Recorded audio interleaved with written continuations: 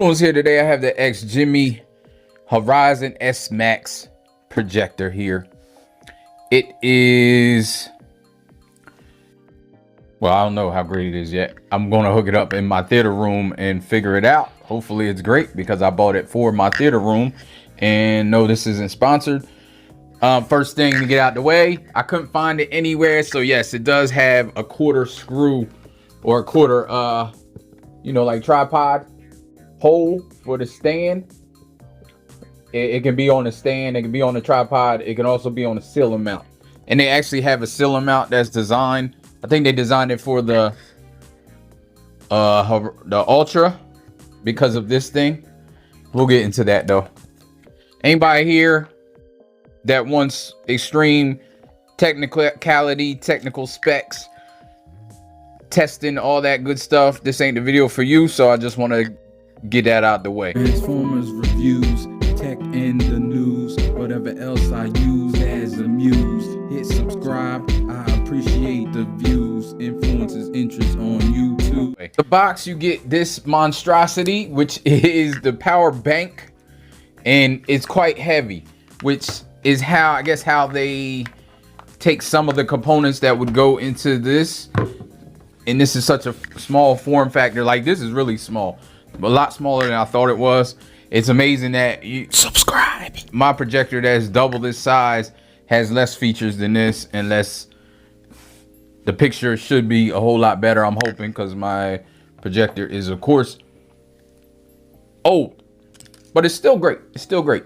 I have the BenQ TK800M if anybody's interested, and I'm gonna see how, or I'm not even gonna compare it head to head. I'm just gonna put this on screen and see with my own eyes. Like, I watch that projector every night almost, at least most nights, because I like watching regular content with it. But it's great when you want to watch a movie or whatever. But I look at the game, I look at whatever.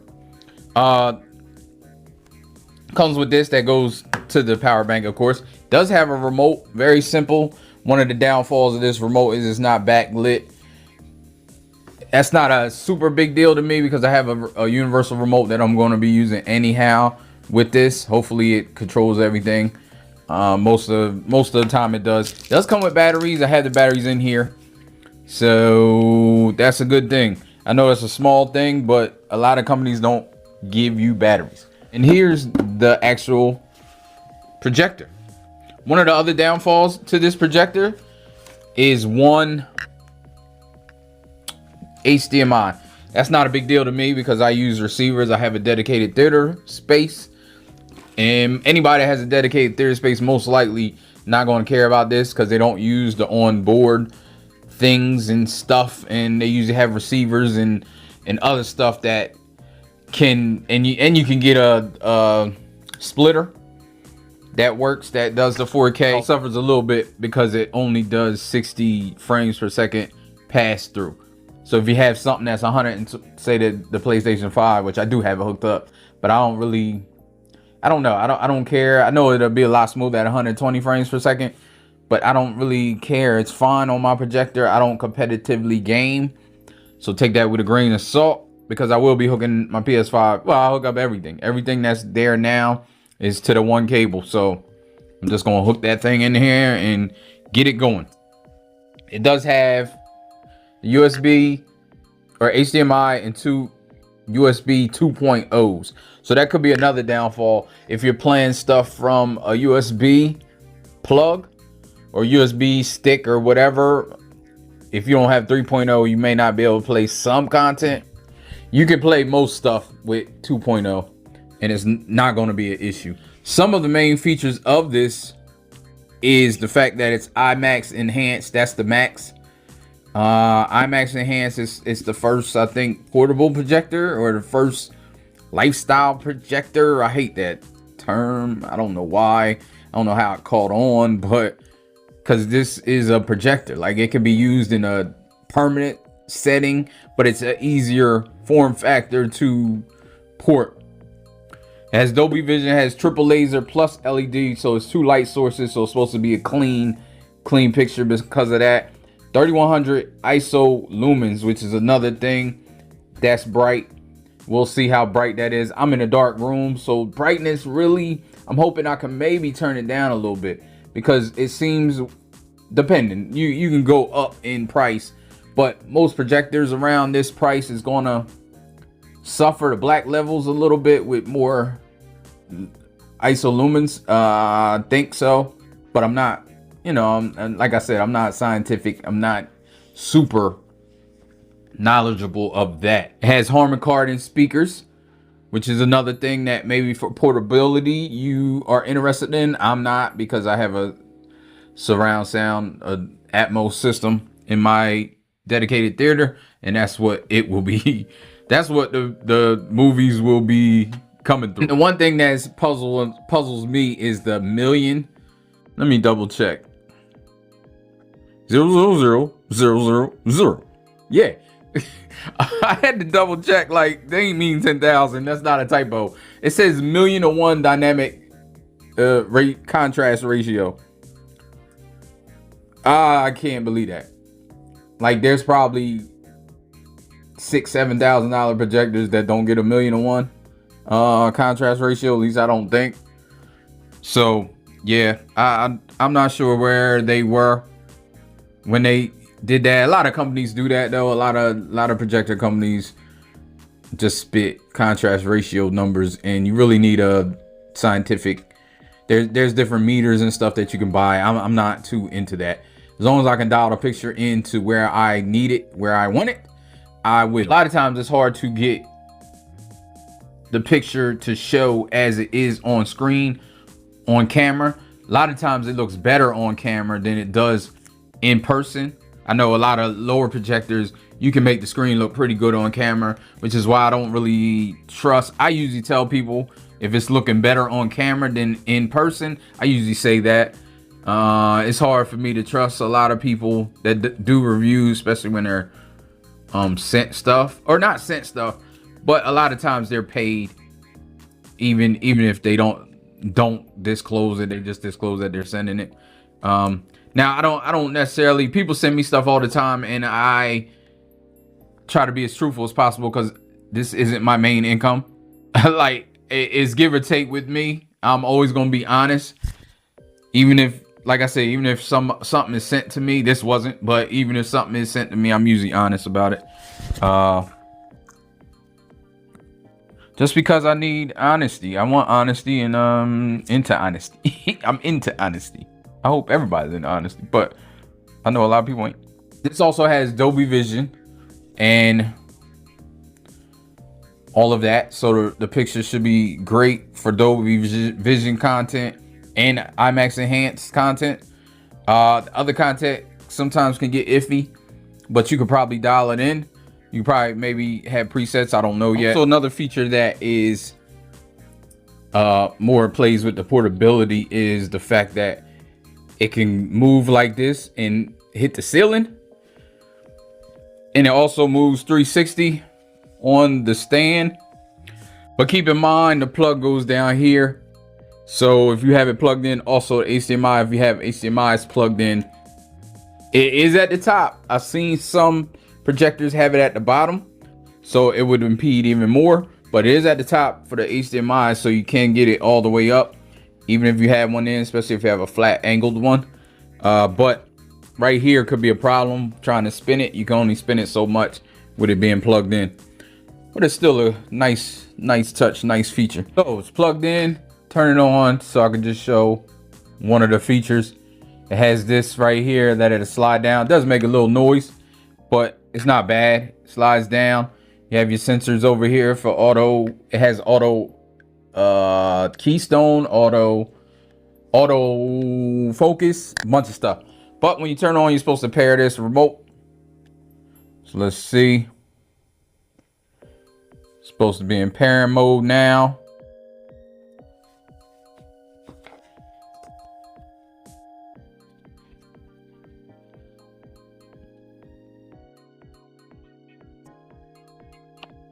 You hear that ding?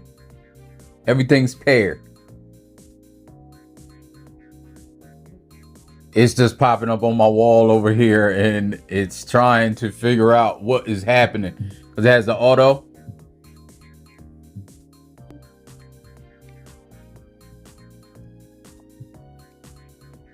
All right, so I'm gonna take this to my room.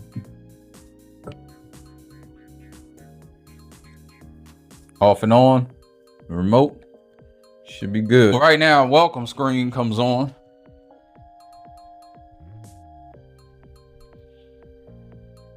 And the speakers sound pretty good.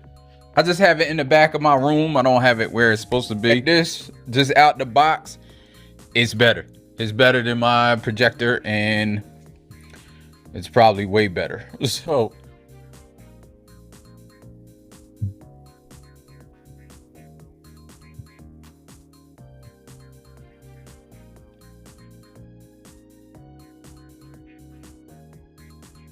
it's auto keystoning, but I don't know if it's necessarily doing a good job.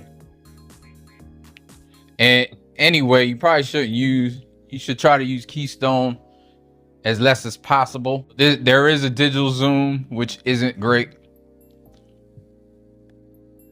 It's not optical, so I wouldn't use that.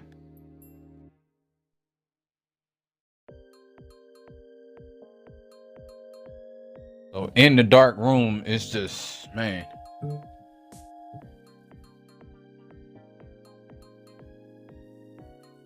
Extra wide mode automatically extends the screen for a larger immersive image.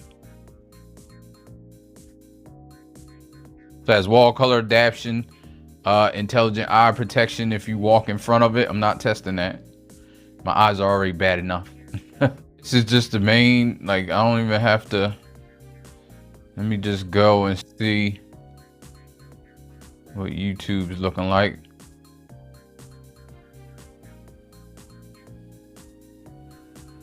Light bleed is kind of, and it pops up IMAX Enhanced mode is applied.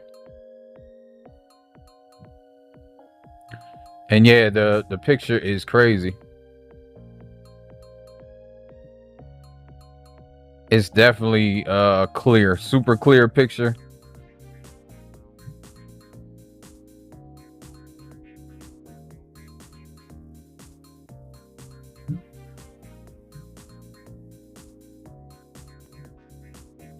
Yeah, some of this is wild looking.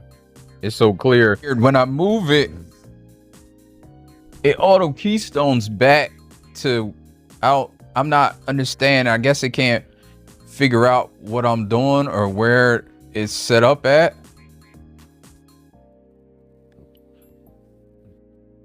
But I guess that's okay.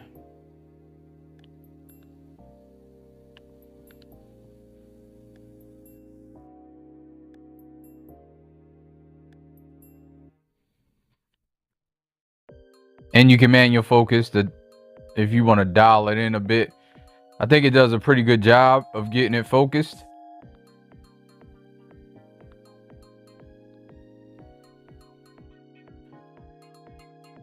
You got autofocus, image zoom, screen shift.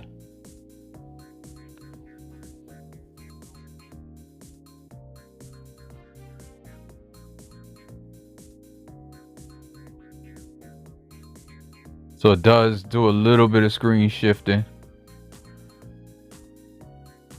Wall color adaptation.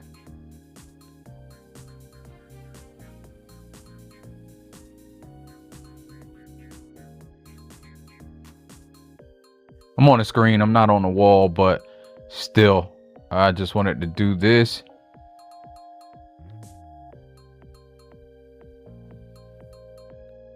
I like adapted color. Do front ceiling, rear ceiling.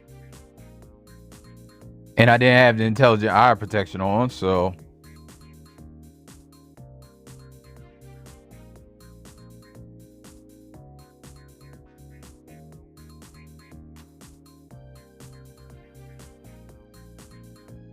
some picture modes.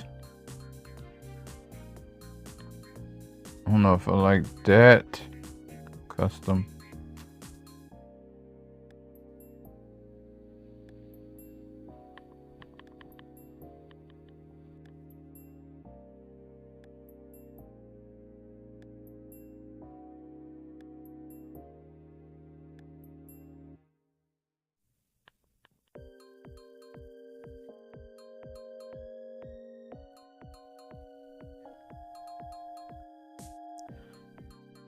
So you can adjust everything in there. Game mode, Dolby Vision.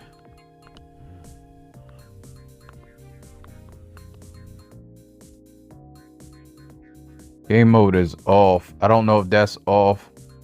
Oh, okay.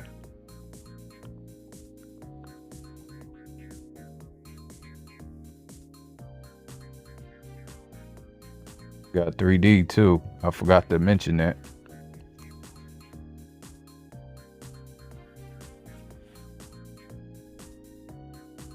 There go eye protection. Soon as I just put my hand up and it goes off as soon as it senses it, I guess. So that works. On the screen, it's wow. Even with my glasses off. Like regular content is wow. Well, 4K content. Go to some of my videos.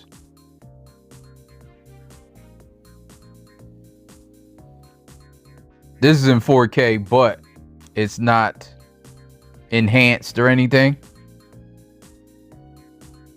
So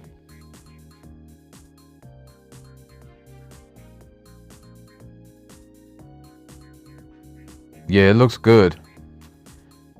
I want to see some SD content. Oh, this is actually, so this is 360. So we'll see.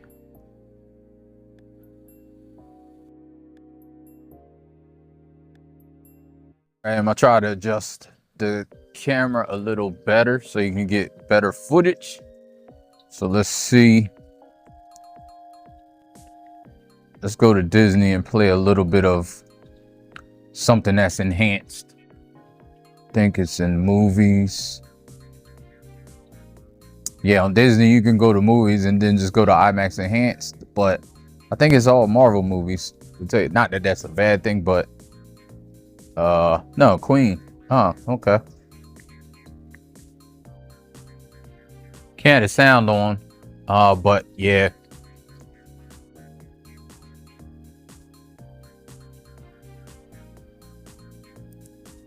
So yeah, this is a dark scene, so you get to see some dark too.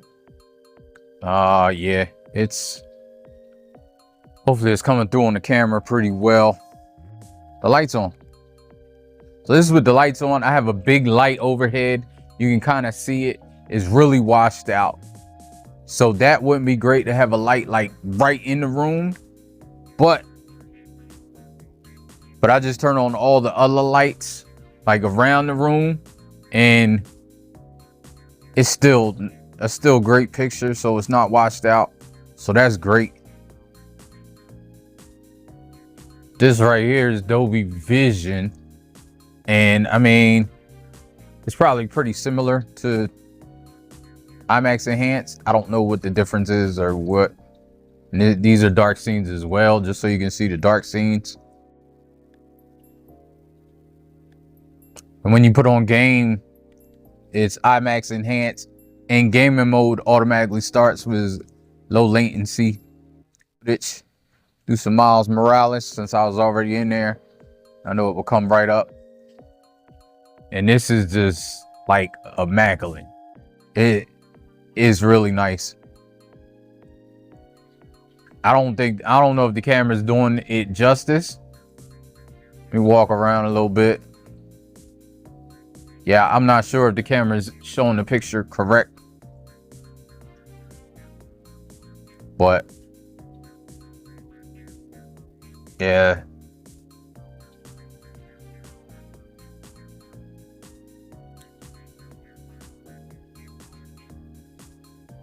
Yeah, so this is Need for Speed Remastered. I just threw this on just to see.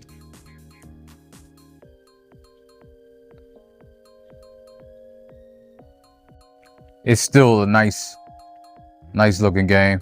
Still nice to see.